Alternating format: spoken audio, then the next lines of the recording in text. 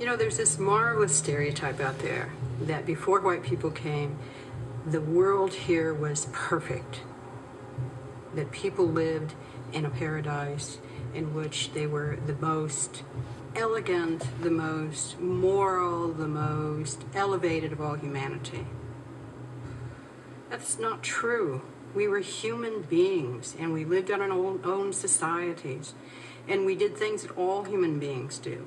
And some of it was elevated and marvelous and admirable, and some of it was pretty horrible.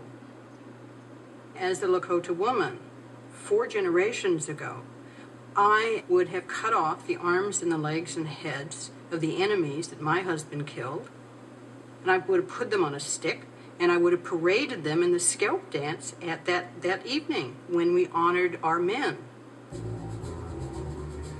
On the southern plains, the Comanches began driving their enemies, the Apaches, out of the grasslands and into the deserts and mountains of New Mexico.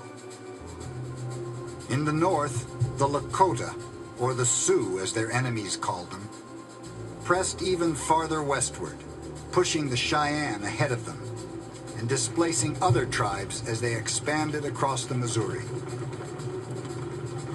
Of course, the Lakota, Cheyenne, Arapahoes, and other tribes never let us rest. So there was always war.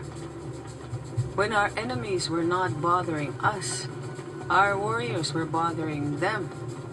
So there was always fighting going on somewhere.